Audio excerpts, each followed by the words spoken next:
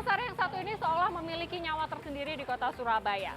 Berdiri sejak tahun 1849, Pasar Ikan Pabean tidak hanya sekedar menjadi pusat jual beli ikan terbesar se-Jawa Timur, namun juga sekaligus menjadi saksi sejarah kejayaan maritim di Kota Pahlawan.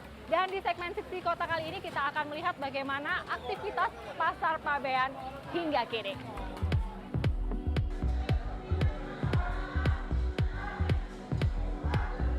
Aroma ikan, udang, khas tangkapan berbagai hasil laut semerbak tercium saat menyusuri ganggang sempit di area Pabean ini. Aktivitas di pasar ikan tertua di Jawa Timur ini seolah tak pernah mati hari demi hari. Ikan segar yang baru saja didatangkan nelayan usai melaut yang menjadi kelebihan ikan di pasar yang satu ini. Inilah yang menjadi daya tarik pengunjung yang datang. Emang kalau misalnya pasar ikan untuk kita itu bisa ke Pabean karena di sini tuh fresh, terus setelah itu tangan dari laut jadi langsung ke sini jadi biar nggak basi dan lain-lain. Belanja terus, saya setiap minggu ke sini. Biasanya habis berapa, Bu? Kalau seminggu sih antara 700 sampai 1 juta. Itu kenapa kok ikannya gimana? Kualitasnya, harganya? Ya kualitasnya, kalau harga saya nggak menjadi patokan, cuman segernya aja. Kalau di sini tuh kan saya punya langganan dan beliaunya tuh udah pasti bener gitu loh. Ini seger Bu, makanya saya beli.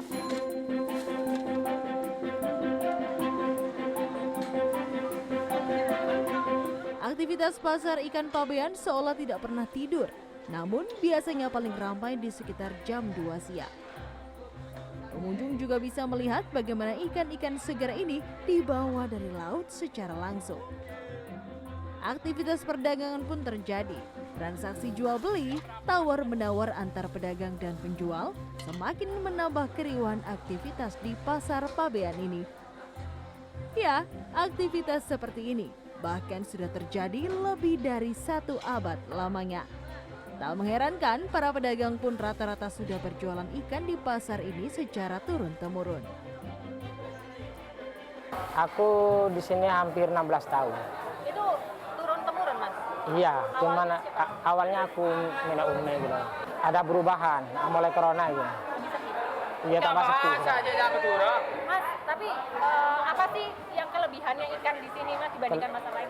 Kelebihannya di sini kudu tambah murah daripada yang lain. Dari laut langsung ke pasar Pabean.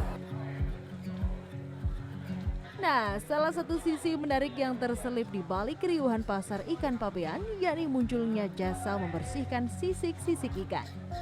Udin salah satunya.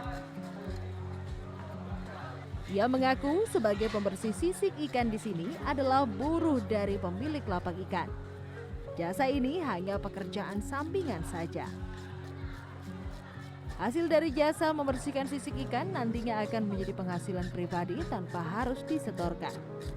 Upahnya memang tidak seberapa, namun bagi Udin bayaran atas jasa yang dilakukan sangatlah berarti. Mas, udah berapa lama, Mas, ini kerja untuk 6 tahun, Mbak.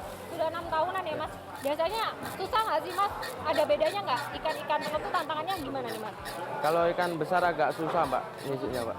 Kalau ini termasuk ikan kecil ya? Ya, ikan apa kecil. ini? Ikan apa nih, Mas? Ikan bandeng, Mbak.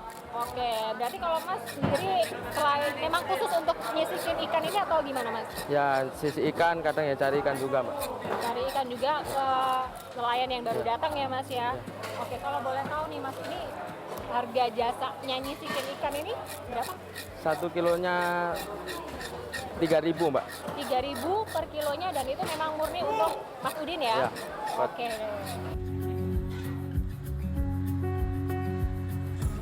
Awalnya pasar ini bukan terkenal sebagai pasar ikan, namun justru dikenal sebagai pusat grosir rempah-rempah. Keberadaan pasar Pabean tak terlepas dari Sungai Kalimas. Kalimas sejak dulu dikenal sebagai jalan tol air di mana tongkang dan nelayan mengangkut berbagai komoditas. Dari pelabuhan besar bisa merapat ke dermaga di belakang pasar. Tentu ini menjadi salah satu alasan mengapa komoditas ikan laut menjadi dominan di sana.